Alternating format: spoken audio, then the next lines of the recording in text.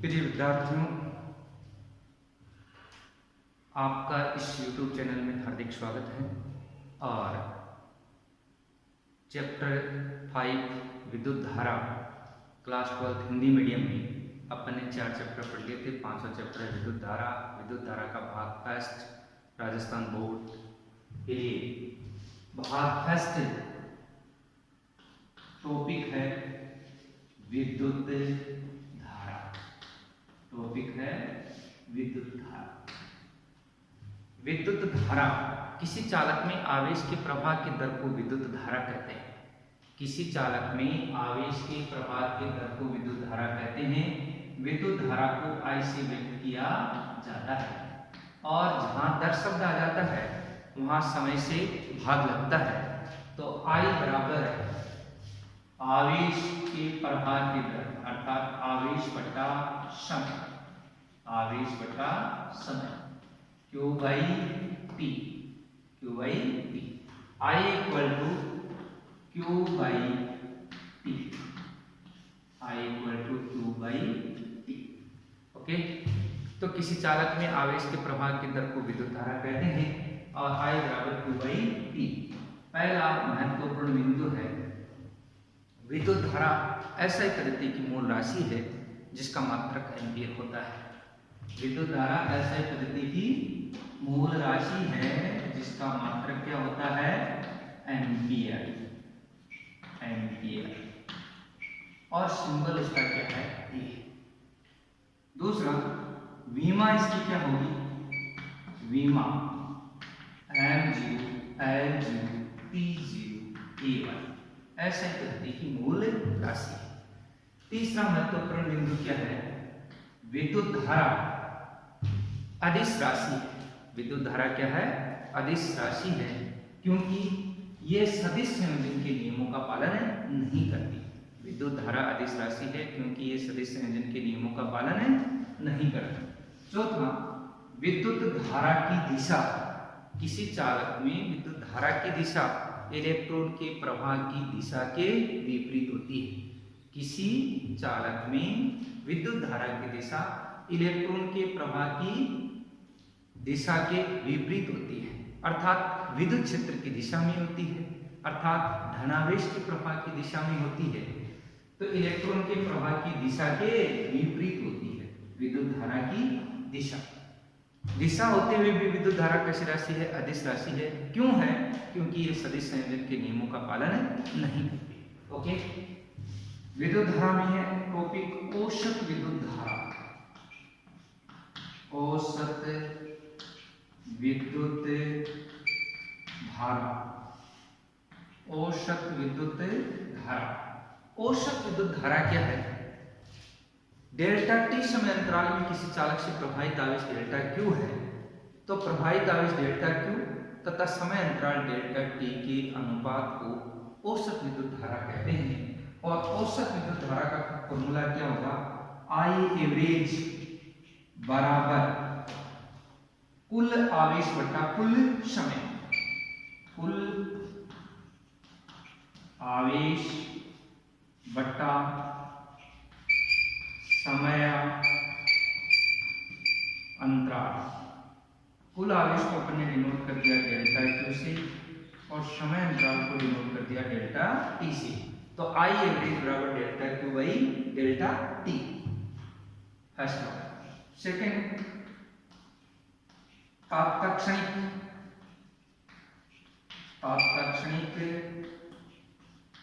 विद्युत धारा। तात्क्षणिक विद्युत धारा इंस्टेंटेनियस करंट। किसी चालक में किसी क्षण प्रवाहित होने वाली धारा को तात्क्षणिक विद्युत धारा कहते हैं, या किसी चालक में क्षण विशेष पर बहने वाली या प्रवाहित होने वाली विद्युत धारा क्या कहलाती है? तात्क्षणिक धारा कहलाती है। तात्क्षणिक है तो समय अंतराल का मान बहुत अल्प होगा। समय अंतराल का मान अत्यल्प होगा। समय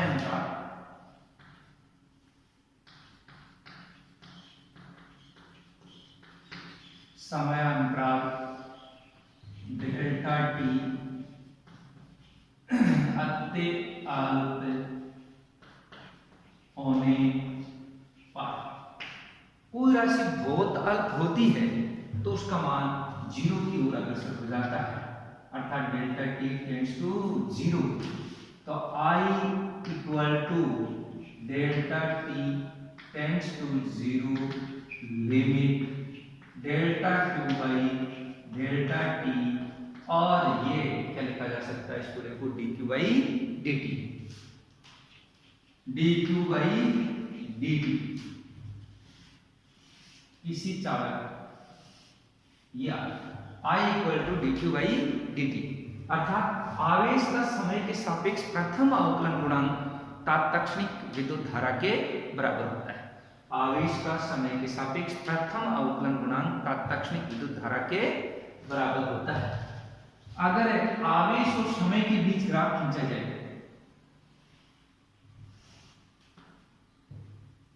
ये Q और ये T, मान लीजिए ग्राफ ऐसे आ गया, किसी चालक में प्रवाहित आवेश और समय के बीच ग्राफ इस प्रकार से आ गया। यहां पर मैंने एक बिंदु A ले लिया और समय अंतराल रखते हुए तो दूसरा बिंदु B, A और B बिंदु बहुत पास में होंगे, और बहुत पास में होंगे तो समय अंतराल अत्यल्प होगा, और उसको अपन ने रिप्रेजेंट कर दिया D की से, ठीक है। और ये बिंदु C, और ये क्या आ गया D Q, delta D T समय अंतराल में प्रवाहित आवेश डी क्यू, ठीक। यहां पर अपन ने स्पर्श रेखा खींची, तो बिंदु ए पर खींची गई स्पर्श रेखा समय अक्ष के साथ जो कोण बनाती है उसको रिप्रेजेंट कर दिया अपन ने थीटा से। कितना कोण बना दिया, थीटा। यहाँ थीटा कोण, तो निश्चित तौर पर यहाँ भी कोण क्या होगा, थीटा। ये कोण और ये कोण संगत कोण होंगे, बराबर कोण होंगे, तो ये थीटा कोण है, तो ये भी क्या होगा, थीटा होगा। अब इस बिंदु पर खींची गई स्पर्श रेखा का ढाल m equal to tan theta, ढाल या प्रवणता m equal to tan theta. और आप ही जानते हैं टेन थीटा का फॉर्मूला क्या होता है, लंब बटा आधार। यहाँ थीटा के सामने वाली भुजा BC होगी, और 90 डिग्री के सामने वाली भुजा AB क्या हो गया, करंट तो AC क्या हो गया, आधार। तो लंब तो हो गया BC, आधार हो गया AC, तो m बराबर टेन थीटा बराबर BC बाई AC बराबर dq बाई dt, और dq बाई dt बराबर क्या, I। इसका मतलब क्या हुआ कि आवेश तथा समय ग्राफ के किसी बिंदु पर खींची गई स्पर्श रेखा का ढाल तात्क्षणिक विद्युत धारा को प्रदर्शित करता है, तात्क्षणिक विद्युत धारा को प्रदर्शित करता है। आवेश समय ग्राफ के किसी बिंदु पर खींची गई स्पर्श रेखा का ढाल या प्रवणता तात्क्षणिक विद्युत धारा के बराबर होती है। ये तात्क्षणिक विद्युत धारा आ गई। अब अपना एक क्वेश्चन है इस पर, किसी चालक में प्रवाहित आवेश, किसी चालक में प्रवाहित आवेश Q समय t पर निम्न प्रकार निर्भर करता है। क्वेश्चन आस्क्ड, किसी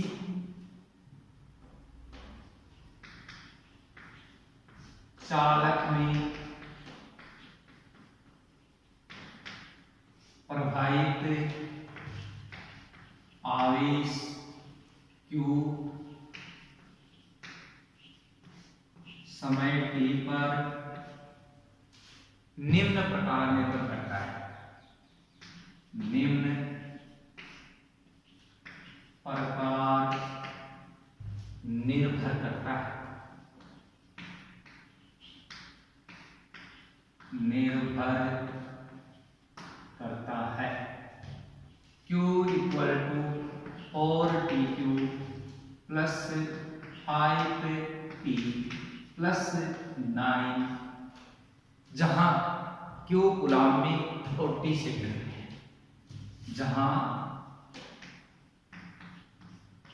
Q कूलाम में तथा समय T सेकंड में है। T बराबर 1 सेकंड पर, t बराबर 1 सेकंड पर चालक में प्रवाहित धारा की गणना कीजिए। प्रवाहित धारा की गणना कीजिए। Answer Q equal to 4t2 plus 5t plus 9। यहां पर आवेश किसका फलन है? समय का फलन है, और समय का फलन है तो आवेश का समय के सापेक्ष प्रथम अवकलन गुणांक तात्क्षणिक विद्युत धारा के बराबर होता है। तो इसका समय के सापेक्ष क्या कर दें? एक बार अवकलन कर दें। समय के सापेक्ष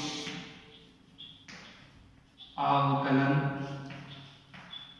करने पर, समय के सापेक्ष अवकलन करने पर, समय के सापेक्ष अवकलन करेंगे तो dq by dt equal to d by dt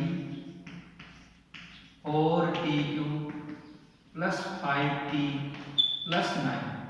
dq by dt equal to क्या? तात्क्षणिक विद्युत धारा I इक्वल टू, यहां पर अवकलन है वह योग तथा व्यवकलन पर बंटित हो जाता है।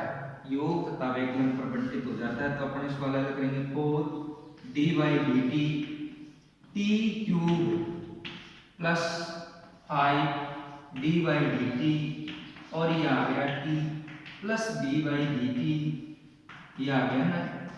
ओके, और x की घात n का differentiation since d by dx x raise to n, x की पावर n बराबर n इंटू x की घात n माइनस 1। यहाँ t के सापेक्ष अवकलन है तो यहाँ t की घात कितनी है? 3 है, तो x की जगह तो आ गया t, n की जगह आ गया 3, तो 3 I equal to 3 t 3 minus 1 plus 5 t की घात यहाँ 1 है, t 1 माइनस 1 0, और कांस्टेंट का अवकलन क्या होता है? 0, शून्य होता है न्यूटन का अवकलन। तो I इक्वल टू अपने पास क्या आ गया? 3t स्क्वायर प्लस 5 t की घात 0 का मान क्या हो गया? 1 हो गया। अब अपने को कितने सेकंड पर निकालना है? 1 सेकंड पर निकालना है, और 1 सेकंड पर निकालना है तो t बराबर 1 सेकंड पर, t बराबर 1 सेकंड पर तात्क्षणिक विद्युत धारा, तात्क्षणिक विद्युत धारा I इक्वल टू, तात्क्षणिक विद्युत धारा I इक्वल टू क्या हो गया? dq by dt, I equal to dq by dt, और dq by dt equal to अपने पास क्या दे रखा है? 3t स्क्वायर प्लस 5, और I इक्वल टू 3 इंटू 1 का स्क्वायर, t का मान कितना पुट कर दें? 1 पुट कर दें, प्लस 5, और I इक्वल टू 1 का स्क्वायर 1, और ये आ गया 3 प्लस 5 बराबर 8 एम्पीयर आ गया। कितना आ गया? 8 एम्पीयर आ गया। t बराबर 1 सेकंड पर चालक से गुजरने वाली धारा 8 एम्पीयर होगी। नेक्स्ट टॉपिक है अपना धारा घनत्व। धारा घनत्व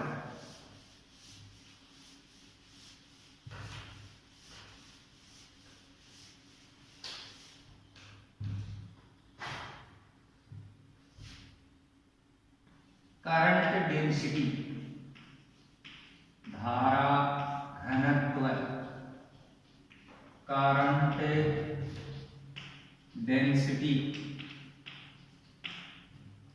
धारा घनत्व आरबीएससी बोर्ड एग्जाम 2015 में 1 मार्क्स के लिए इसका क्वेश्चन आया था।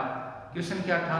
धारा घनत्व की परिभाषा लिखिए और इसका SI मात्रक लिखिए। धारा घनत्व की परिभाषा क्या है? किसी चालक के एकांक अनुप्रस्थ काट से गुजरने वाली धारा को धारा घनत्व कहते हैं। किसी चालक के एकांक अनुप्रस्थ काट से गुजरने वाली धारा को धारा घनत्व कहते हैं। अब एकांक अनुप्रस्थ काट है, मान लीजिए किसी चालक का अनुप्रस्थ काट ए है और धारा उससे कितनी गुजर रही है? आई। तो धारा घनत्व को अपन व्यक्त करते हैं जैसे एकांक अनुप्रस्थ काट, भौतिक राशि आगे एकांक शब्द के आगे जो भी शब्द आता है उससे क्या करते हैं अपन? डिवाइड। इसका मतलब अनुप्रस्थ काट से तो क्या करेंगे? डिवाइड। किसको डिवाइड करेंगे? विद्युत धारा को डिवाइड करेंगे। तो J बराबर I बट्टा A, I बट्टा A। यदि I बराबर A बराबर 1 मीटर स्क्वायर, तो J बराबर क्या हो गया? I। यहां से वापस अपन परिभाषा भी प्राप्त कर सकते हैं। किसी चालक के एकांक अनुप्रस्थ काट से गुजरने वाली धारा को धारा घनत्व कहते हैं। किसी चालक के एकांक अनुप्रस्थ काट से गुजरने वाली धारा को धारा घनत्व कहते हैं। पहला महत्वपूर्ण बिंदु SI मात्रक। पहला महत्वपूर्ण बिंदु क्या है? SI मात्रक। विद्युत धारा का SI मात्रक क्या होता है? एम्पियर। और धारा अनुप्रस्थ काट का मात्रक होता है मीटर स्क्वायर। तो ampere per metre square, ampere per metre square. और विमा, विद्युत धारा की विमा E, अनुप्रस्थ काट की विमा L2। तो विमा क्या होगी? M0 L-2 T0 A1, T0 A1। तीसरा, धारा घनत्व सदिश राशि। धारा घनत्व कैसी राशि है? सदिश राशि है, जिसकी दिशा विद्युत धारा की दिशा में, विद्युत क्षेत्र की दिशा में या इलेक्ट्रॉन के प्रवाह की दिशा के विपरीत होती है। तो धारा घनत्व कैसी राशि है? सदिश राशि। चौथा बिंदु क्या है?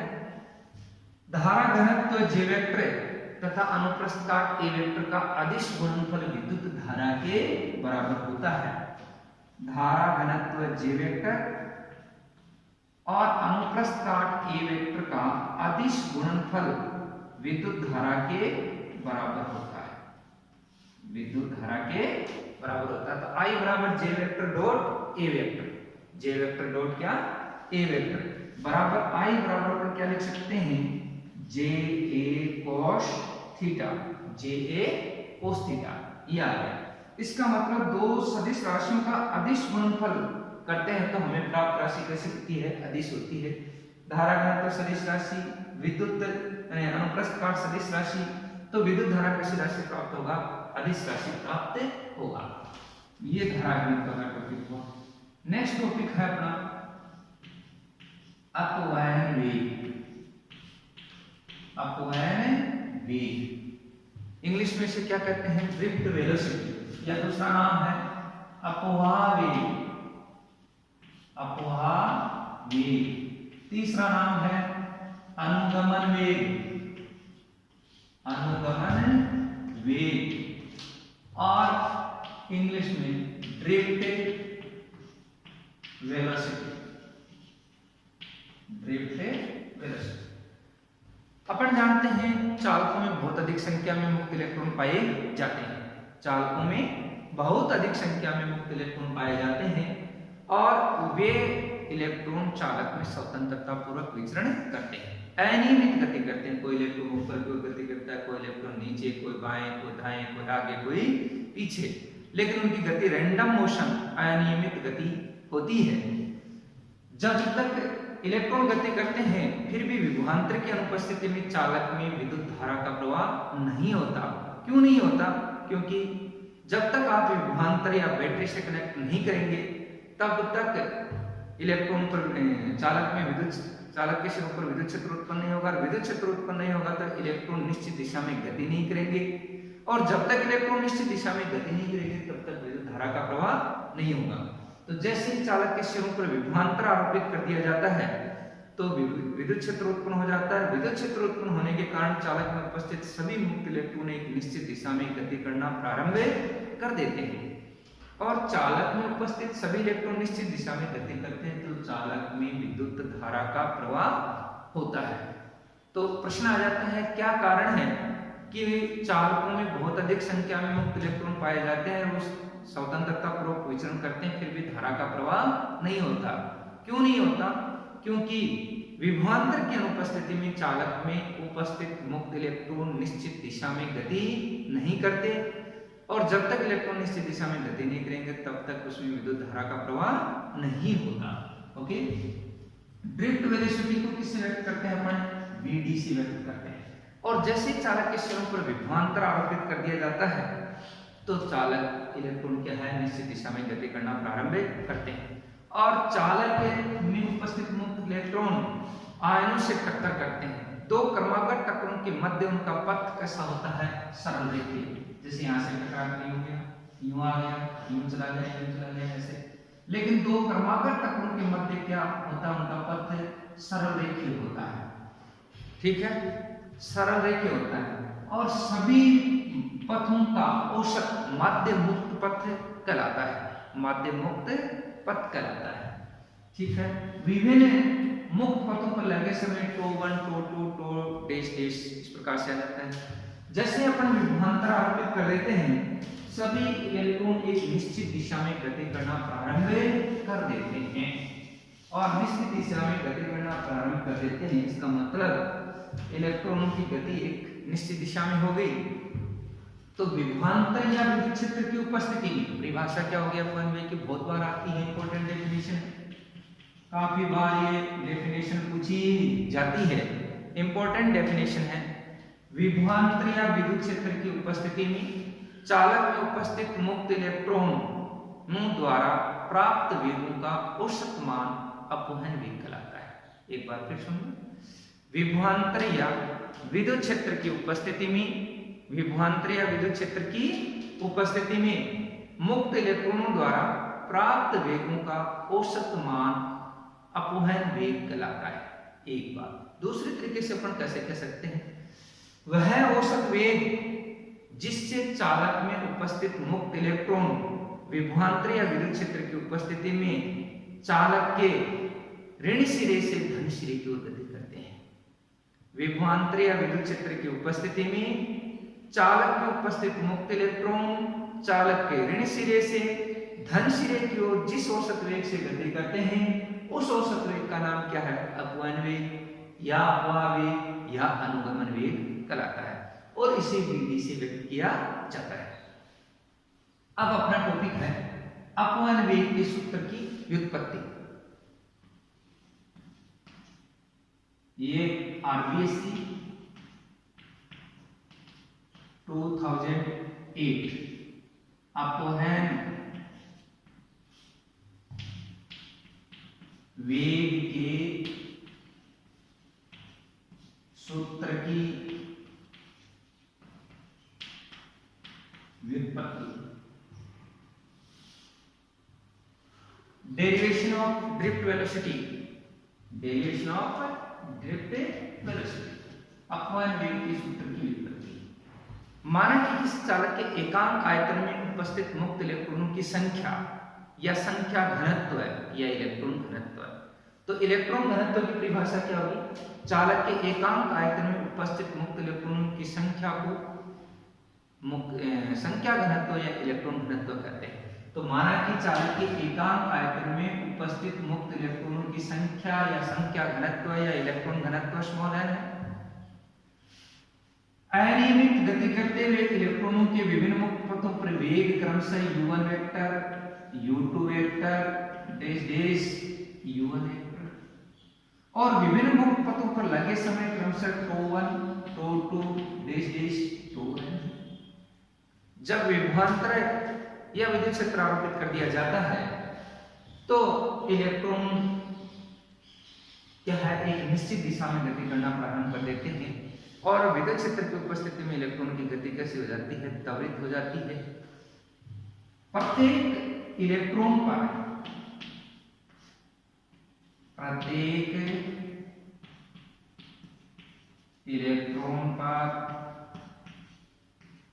बल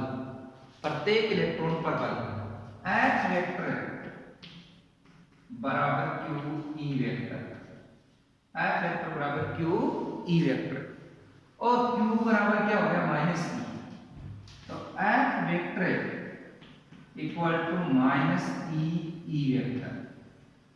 इलेक्ट्रॉन पर आवेश क्यू बराबर क्या हो गया माइनस ई हो गया। ठीक है, इस बात का अर्थ ये है कि इलेक्ट्रॉन पर, ये समीकरण नंबर 1 आ गया, इलेक्ट्रॉन पर बल की दिशा विद्युत क्षेत्र के क्या होगी विपरीत होगी, विद्युत क्षेत्र के विपरीत होगी। अब विद्युत बल के कारण इलेक्ट्रॉनों में क्या उत्पन्न होगा त्वरण, तो गति की, न्यूटन की गति के द्वितीय नियम से,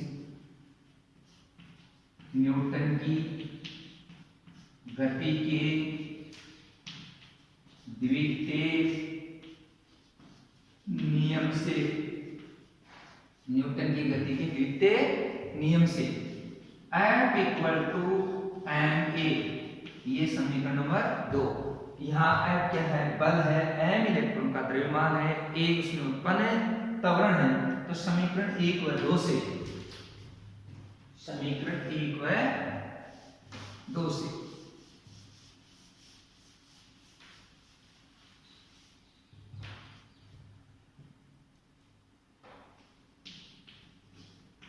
समीकरण 1 व 2 से एम ए बराबर माइनस ई, सदिश रूप में मैं इसको लिखूं तो F vector equal to M A vector, तो यहाँ M A vector equal to minus E vector. A vector equal to क्या आ जाएगा प्रत्येक इलेक्ट्रॉन में उत्पन्न त्वरण, प्रत्येक इलेक्ट्रॉन में उत्पन्न त्वरण, प्रत्येक इलेक्ट्रॉन में उत्पन्न त्वरण A vector equal to minus E by M E vector. ये समीकरण नंबर कितनी आ गई 3 आ गई। प्रत्येक इलेक्ट्रॉन पर आवेश का मान समान होगा, प्रत्येक इलेक्ट्रॉन का द्रव्यमान समान होगा, प्रत्येक इलेक्ट्रॉन एक ही विद्युत क्षेत्र में उत्पन्न होगा, विद्युत क्षेत्र में स्थित होगा, इसलिए प्रत्येक इलेक्ट्रॉन में उत्पन्न त्वरण का मान समान होगा।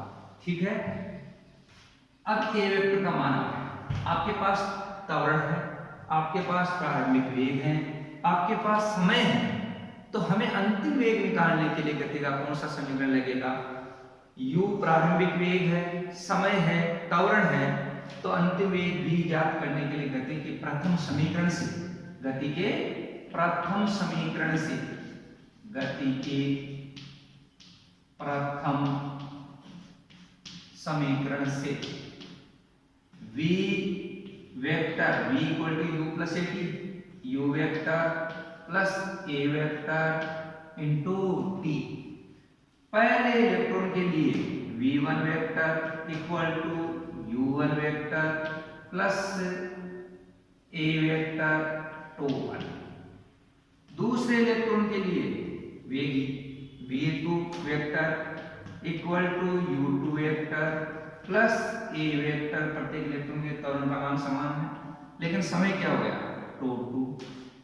इसी प्रकार से nवें इलेक्ट्रॉन के लिए vn vector equal to un vector plus a vector टू n।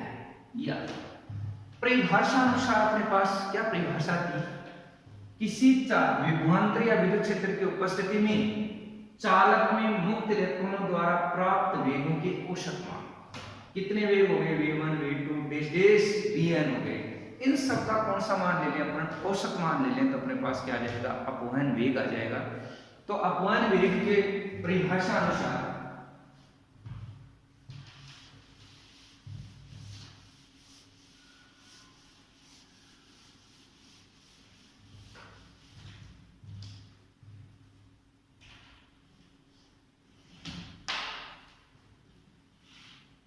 अपवहन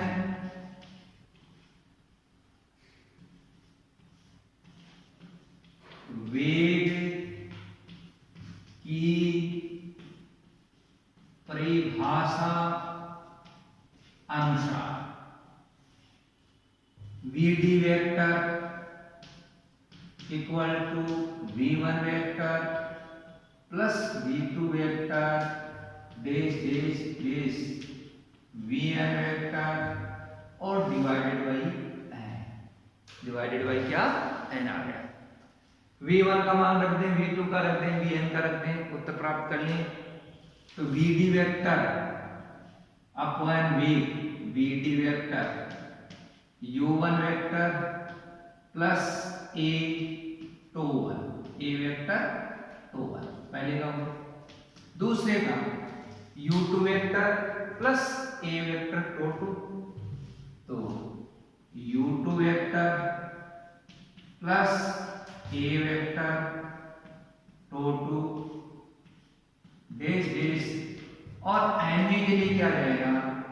un vector a vector tau n और डिवाइडेड बाई n। किससे डिवाइड करते हैं? n से डिवाइड करते हैं। n से अपन डिवाइड करेंगे तो vd vector equal to u1 vector plus u2 vector dash dash u1 vector. इनको अपन एक जगह लिख दें, u1 वेक्टर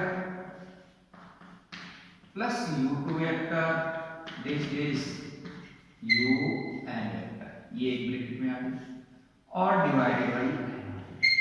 ठीक, फिर a tau 1 vector tau 1 plus a vector tau 2 last dash dash a vector tau n। तो यहाँ पर a वेक्टर अपन ने कॉमन लिया और ये आ गया tau 1 plus to 2 dash dash tau n और divided by n। Divided by क्या हो गया?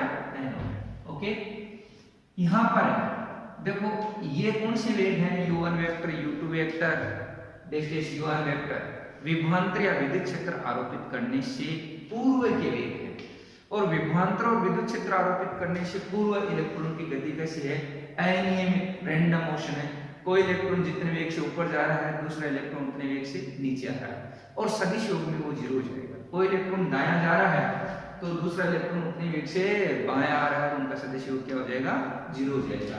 इसका मतलब अनियमित गति के लिए, अनियमित गति के लिए, अनियमित गति के लिए क्या होगा?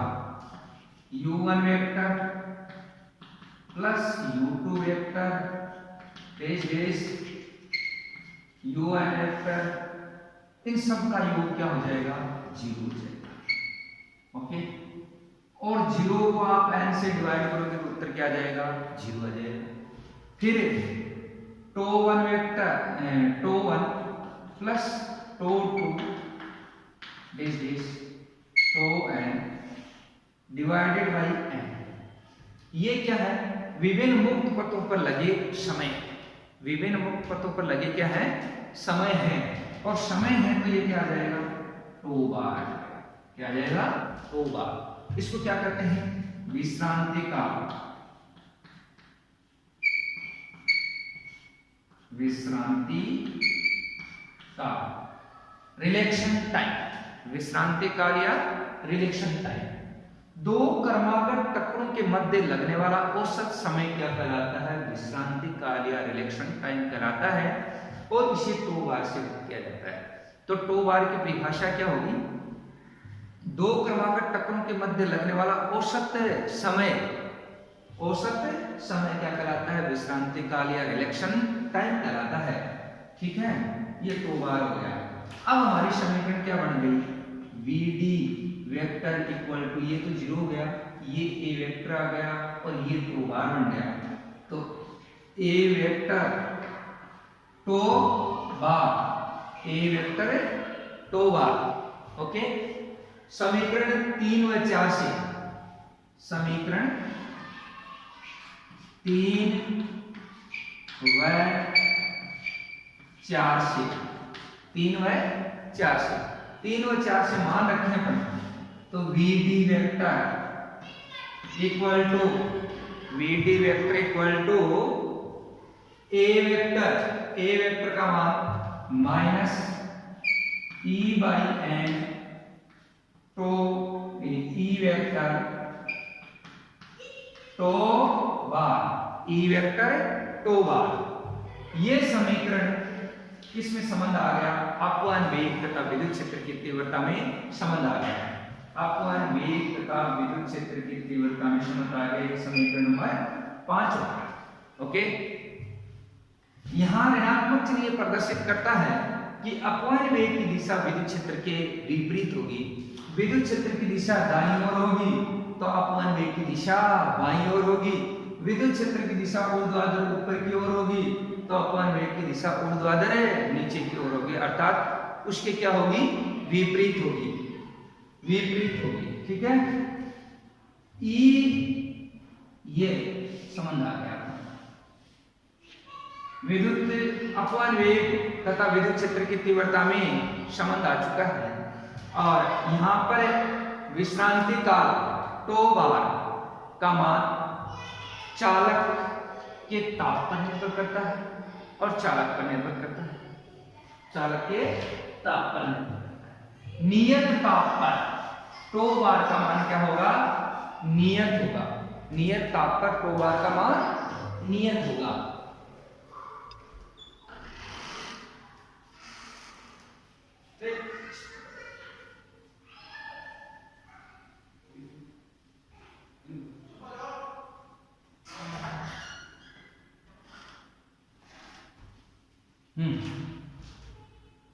नियत ताप पर टो बार, विश्रांति काल का मान क्या होता है? नियत होता है। विश्रांति काल का मान नियत होता है। क्यों होता है? क्योंकि अगर ताप बढ़ाएंगे तो इसका मतलब अपन चालक को क्या देंगे? ऊष्मा। और ऊष्मा एक प्रकार की क्या है? ऊर्जा। और आप जानते हैं ऊर्जा न तो उत्पन्न होती नहीं नष्ट होती, उसे एक रूप से दूसरे रूप में रूपांतरित किया जाता है।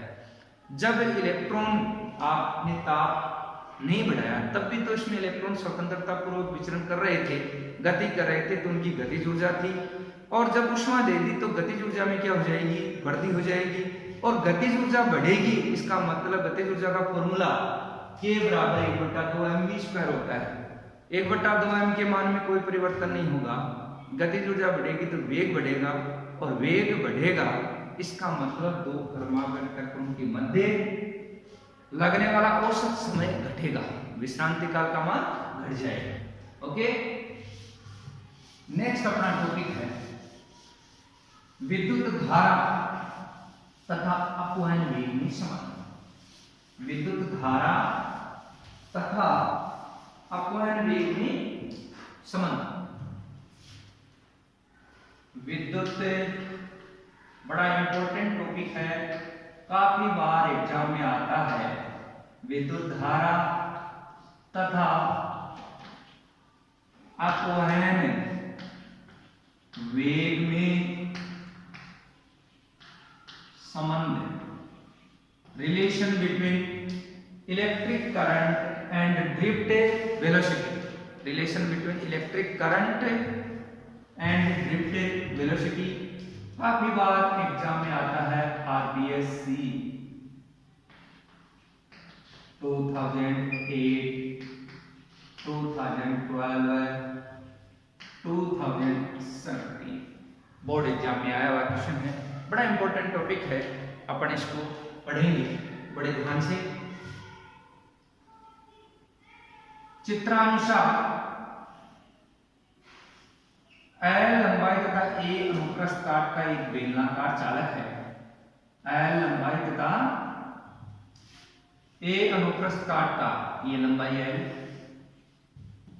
और ये जो अनुप्रस्थ काट है ये क्षेत्रफल क्या कहलाता है? अनुप्रस्थ काट कहलाता है। अनुप्रस्थ काट ये क्षेत्रफल क्या कहलाता है? इस चौक का अनुप्रस्थ काट कहलाता है। अनुप्रस्थ काट A लंबाई L वाले चालक को V वोल्ट की बैटरी से संयोजित कर दिया जाता है। V वोल्ट की बैटरी से संयोजित कर दिया जाता है। V volt, okay. V volt की बैटरी से संयोजित कर देते हैं तो चालक के सिर पर विभवांतर भी उत्पन्न होता है, और विभवांतर के कारण विद्युत क्षेत्र E उत्पन्न होता है, E वेक्टर। और ये चालक का धन सिरा है, पॉजिटिव है, तो ये चालक का क्या है, ऋण सिरा, नेगेटिव है। और विद्युत क्षेत्र की दिशा पॉजिटिव से नेगेटिव की ओर, धनात्मक से ऋणात्मक की ओर होती है। ठीक है, अपन ये जानते हैं चालक में उपस्थित सभी मुक्त इलेक्ट्रॉन अपवन वेग vd से चालक के ऋण सिरे से धन सिरे की ओर गति करते हैं या विद्युत क्षेत्र की विपरीत दिशा में गति करते हैं। जैसा कि अपन ने अभी पढ़ा था, ये विद्युत क्षेत्र की विपरीत दिशा में अपवन वेग vd से गति करते हैं। और इलेक्ट्रॉन विद्युत क्षेत्र की विपरीत दिशा में गति करेंगे तो विद्युत धारा की दिशा इलेक्ट्रॉन के प्रवाह की दिशा के विपरीत।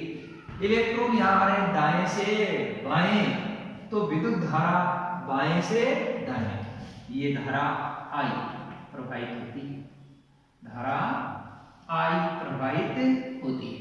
ओके, माना कि चालक के एकांक आयतन में उपस्थित मुक्त इलेक्ट्रॉनों की संख्या या संख्या घनत्व है या इलेक्ट्रॉन घनत्व है स्मॉल n, क्या है, स्मॉल n है। अतः चालक के V आयतन में उपस्थित कुल इलेक्ट्रॉनों की संख्या, कुल इलेक्ट्रॉनों की संख्या कैपिटल N बराबर स्मॉल n इंटू V। अब V यहाँ क्या है, चालक का आयतन है, बेलनाकार चालक है जिसका अनुप्रस्थ काट a है और लंबाई l है, तो बेलन का आयतन का जो फॉर्मूला होता है, चूंकि V इक्वल टू क्या होता है, पाई r स्क्वायर l, पाई r स्क्वायर इस वर्ग का क्षेत्रफल है और ये इसका क्या कहलाता है, अनुप्रस्थ काट कहलाता है, जिसको अपन ने a ले रखा है, a इंटू l, अनुप्रस्थ काट इंटू लंबाई। तो n equal to n a l, n equal to n a l, ये कुल इलेक्ट्रॉनों की संख्या आ गई। अपन ये जानते हैं कि एक इलेक्ट्रॉन पर आवेश का मान स्मॉल e होता है, तो कैपिटल N इलेक्ट्रॉनों पर आवेश का मान क्या होगा, Q बराबर N इंटू E, क्योंकि एक इलेक्ट्रॉन पर आवेश स्मॉल e होता है, स्मॉल e होता है। अतः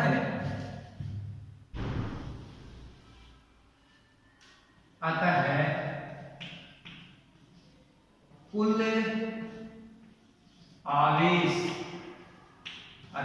कुल आवेश Q बराबर N E और Q बराबर N N A L E, capital N का मान N A L into small e, ये कुल आवेश का मान आ गया। ये अपनी समीकरण 1 होगी, तो ये समीकरण कितनी होगी, 2। अपन ये जानते हैं कि चालक में उपस्थित सभी मुक्त इलेक्ट्रॉन अपवन वेग vd से चालक के ऋण सिरे से धन सिरे की ओर गति करते हैं। कितनी दूरी तय करते हैं, l दूरी तय करते हैं। चालक में उपस्थित सभी मुक्त इलेक्ट्रॉन अपवन वेग vd से दूरी l तय करते हैं। अतः लगा समय t बराबर दूरी बटा वेग या चाल, दूरी हो गई l और अपवन वेग हो गया vd, तो t बराबर l बाई vd। और ये समीकरण कितनी आ गई, 3। विद्युत धारा की परिभाषा अनुसार, विद्युत धारा की परिभाषा अनुसार I equal to Q by T, ये समीकरण 4। समीकरण 2 व 3 से मान किसमें रखा जाए, 4। समीकरण 2 व 3 से मान समीकरण 4 में रखने पर, तो I इक्वल टू Q का मान N A L E और बट्टे में L बटा VD, L से L है टेंसिल NaEVD, NaEVD, और ये समीकरण अपनी कितनी हो गई? 5 हो गई। यहाँ n क्या है? इलेक्ट्रॉन घनत्व है। A दिए गए चालक का अनुप्रस्थ काट है, जो दिए गए चालक के लिए क्या रहेगा? नियत रहेगा। E इलेक्ट्रॉन का आवेश है, वो भी नियत है। इसका मतलब विद्युत धारा और अपवहन वेग में क्या संबंध हो गया? किसी चालक में प्रवाहित विद्युत धारा अपवहन वेग विधि के समानुपाती होती है। किसी चालक में प्रवाहित धारा I समानुपाती विधि, किसी चालक में प्रवाहित धारा अपवहन वेग विधि के समानुपाती होती है। प्रश्न आ गया, सिद्ध कीजिए कि किसी चालक में प्रवाहित धारा अपवहन वेग विधि के समानुपाती होती है। तो आपको यहां तक करना है। अब धारा घनत्व तथा अपवहन वेग में संबंध क्या हो जाएगा?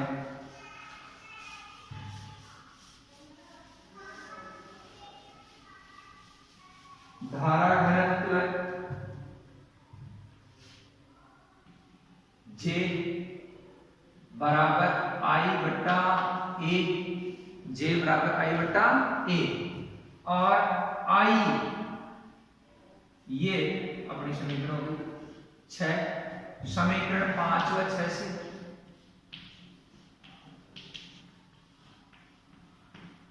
J बराबर NaEVD बट्टे में A से A टेंसिल, J इक्वल टू NeVD। धारा घनत्व तथा अपवहन वेग में क्या संबंध हो गया? J बराबर NeVD हो गया, और ये समीकरण कितनी हो गई? 7। ठीक है। अगला अपना टॉपिक है गतिशीलता। गतिशीलता, मोबिलिटी।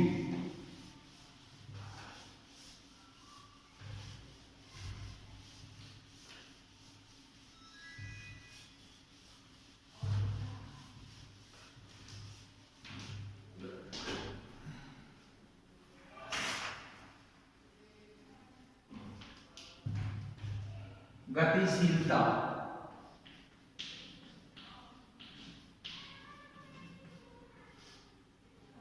गतिशीलता, मोबिलिटी। अपवहन वेग तथा विद्युत क्षेत्र में निम्न संबंध होता है। अपवहन वेग Vd बराबर E/n E तो बार, ये संबंध अपन पढ़ के आए थे। और वेक्टर फॉर्म में सदिश रूप में लिखते हैं तो Vd वेक्टर बराबर -E/m इंटू E वेक्टर तो बार। ऋणात्मक चिन्ह क्या प्रदर्शित करता है कि अपवहन वेग की दिशा है वो विद्युत क्षेत्र की क्या होती है? विपरीत होती है। यदि नियत ताप है, नियत ताप पर ताप नियत है तो विश्रांति काल का मान नियत है। E का मान इलेक्ट्रॉन का आवेश नियत, इलेक्ट्रॉन का द्रव्यमान नियत, और ताप नियत होने पर विश्रांति काल भी नियत। इसलिए Vd समानुपाती क्या हो गया? E। Vd समानुपाती E हो गया। अपवहन वेग विद्युत क्षेत्र की तीव्रता के समानुपाती होता है। अपवहन वेग विद्युत क्षेत्र की तीव्रता के समानुपाती होता है। तो क्या बन गया? नियत ताप पर अपवहन वेग Vd विद्युत क्षेत्र की तीव्रता E के समानुपाती होता है। और समानुपात के चिन्ह को हटाते हैं तो अपन जानते हैं नियतांक आता है म्यू E, जहां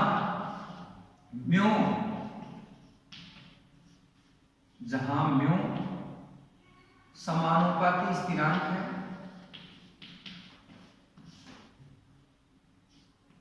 समानुपाती स्थिरांक है, जिसे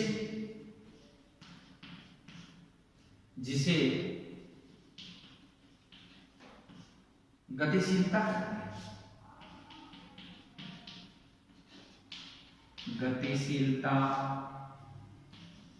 कहते हैं। Mu equal to VD by E, mu equal to VD by E, ये समीकरण 2। और समीकरण 2 से क्या परिभाषा आ गई, नियत ताप पर अपवन वेग VD तथा विद्युत क्षेत्र की तीव्रता E का अनुपात, नियत ताप पर अपवन वेग VD तथा विद्युत क्षेत्र की तीव्रता E का अनुपात गतिशीलता कहलाता है। क्या कहलाता है, गतिशीलता। और गतिशीलता का ऐसा ही मात्रक, गतिशीलता का मान ताप तथा चालक पर निर्भर करता है। गतिशीलता का मान पहला क्या है, ताप तथा चालक पर निर्भर करता है। ऐसा ही मात्रक, ऐसा ही मात्रक। चलो, अपवन वेग, वेग कोई भी हो उसका मात्रक मीटर प्रति सेकंड, तो मीटर पर सेकंड। और विद्युत क्षेत्र की तीव्रता का मात्रक वोल्ट पर मीटर, तो मीटर स्क्वायर पर वोल्ट इनटू सेकंड। इसका ऐसा ही मात्रक आ गया। ओके, अब अपना नेक्स्ट टॉपिक है ओम नियम। बड़ा इंपॉर्टेंट टॉपिक है ओम नियम।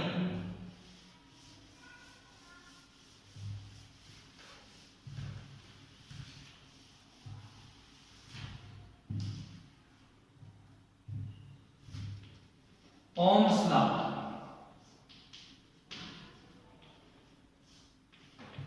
ओम्स लॉ, ओम नियम। यदि किसी चालक की भौतिक अवस्थाएं स्थिर रहें, यदि किसी चालक की भौतिक अवस्थाएं स्थिर रहें, भौतिक अवस्थाओं में क्या, भौतिक अवस्थाएं क्या क्या है, भौतिक अवस्थाएं जिसमें लंबाई, अनुप्रस्थ काट,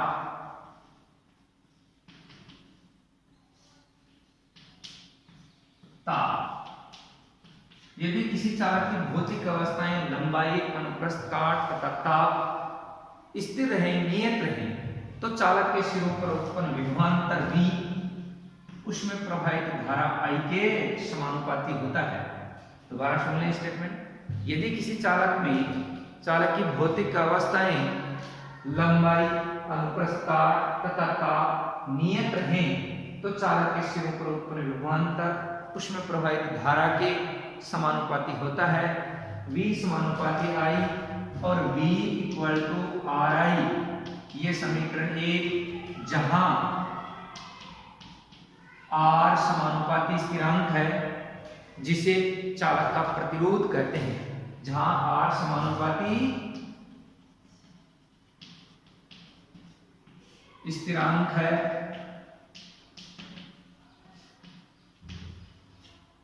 जिसे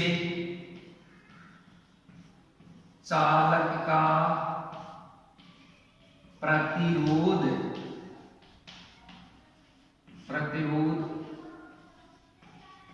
कहते हैं, प्रतिरोध कहते हैं। मात्रक, ऐसा ही मात्रक R इक्वल टू फॉर्मूला क्या आएगा, V बट्टा I, विभवांतर बट्टा धारा। और विभवांतर का मात्रक क्या होता है, वोल्ट। धारा का मात्रक क्या होता है, एम्पियर। वोल्ट बट्टा एम्पियर बराबर ओम। इसका ऐसा मात्रक क्या, ओम। ये ओम का सिंबल है, ठीक है। अब विभवांतर और धारा के मध्य ग्राफ खींचा जाए, विभवांतर और धारा के मध्य ग्राफ खींचा जाए।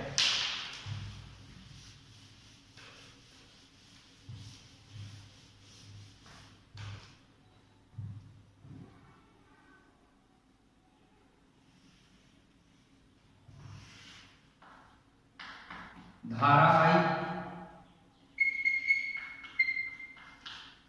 विभवांतर V,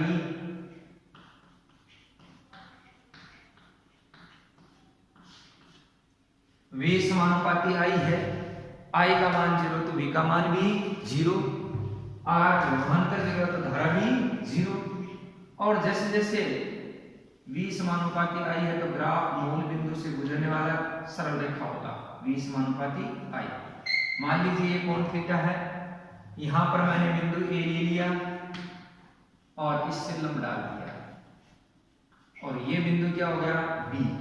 ओ बी किसको प्रदर्शित करेगा, धारा को आई को। ए बी किसको प्रदर्शित करेगा, वाई अक्ष पर अपन ने क्या ले रखी है, विभवांतर वी। अब इस सरल रेखा का ढाल एम बराबर क्या, टेन थीटा, एम बराबर टेन थीटा,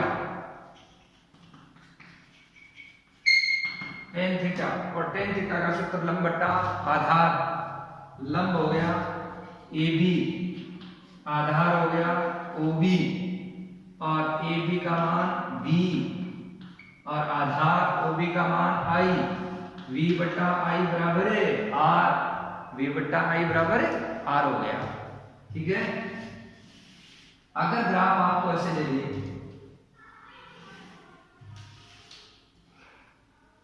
यह आ गया धारा आई और ये विभवांतर है बी, ऐसे ग्राफ है तो इस ग्राफ का ढाल प्रतिरोध को प्रदर्शित करता है। अगर एक्सिस बदल दी तो भी ग्राफ मूल बिंदु से गुजरने वाली सरल रेखा आएगा, और सरल रेखा आएगा ये भी समानुपाती आई, ये कोण थीटा, ये बिंदु ए, इससे अपन ने इस पर लंब डाल दिया तो ये बिंदु बी, ये बिंदु ओ बी किसको व्यक्त करेगा, एक्स अक्ष पर अपन ने क्या ले रखा है, अपन ने ले रखा है एक्स अक्ष पर विभवांतर, तो ये ओ बी वी को व्यक्त करेगा, ये हो गया बी, और ए बी किसको व्यक्त करेगा, धारा को व्यक्त करेगा आई।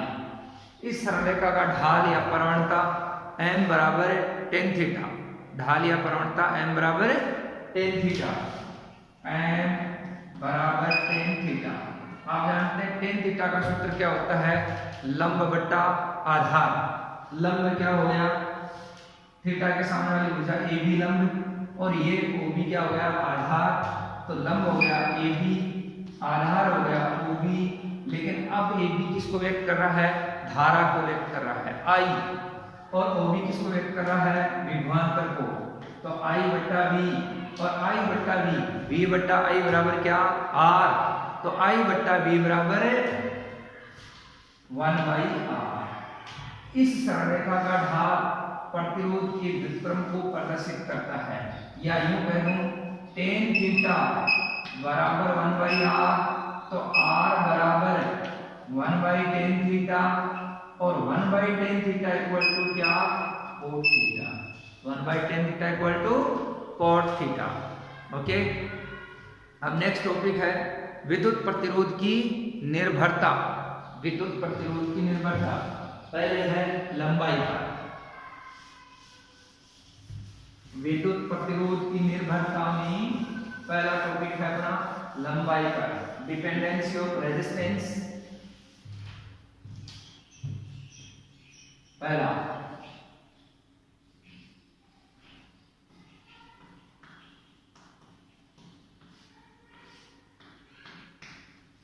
यदि चालक का ताप तथा अनुप्रस्थ काट नियत रहे तो चालक का प्रतिरोध लंबाई भी क्या होता है, समानुपाती, R समानुपाती L।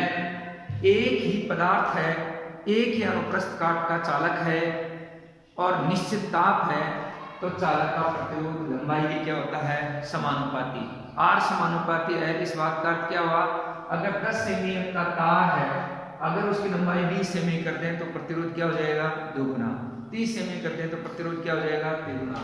जैसे जैसे लंबाई बढ़ती जाएगी प्रतिरोध बढ़ता जाएगा।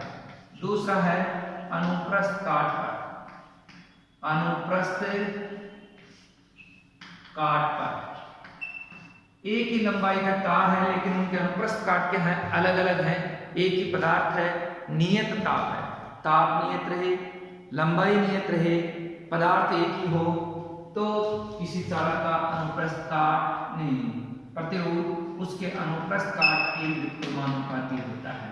इस बात का अर्थ क्या हुआ कि अगर तार पतला है तो अनुप्रस्थ काट कम होगा, और अनुप्रस्थ काट कम होगा तो प्रतिरोध ज्यादा होगा, और तार मोटा है तो अनुप्रस्थ काट क्या होगा, ज्यादा होगा, अनुप्रस्थ काट ज्यादा होगा तो प्रतिरोध कम होगा। ओके, इसका मतलब पतले तार का अनुप्रस्थ काट कम होने के कारण प्रतिरोध ज्यादा, मोटे तार का अनुप्रस्थ काट ज्यादा होने के कारण प्रतिरोध कम होगा। मोटे तार का प्रतिरोध कम होगा, पतले तार का प्रतिरोध ज्यादा होगा। समीकरण 1 व 2 से, 1 व 2 से R समानुपाती L बटा 1 और R बराबर रो L बाई 1, ये समीकरण 3, जहां रो समानुपाती स्थिरांक है जिससे चालक का विशिष्ट प्रतिरोध या प्रतिरोधकता कहते हैं। चालक का विशिष्ट प्रतिरोध या प्रतिरोधकता कहते हैं। रो विशिष्ट प्रतिरोध या प्रतिरोधकता या प्रतिरोधकता। ओके, नेक्स्ट अपन अगले क्लास में पढ़ेंगे विशिष्ट। थैंक्स।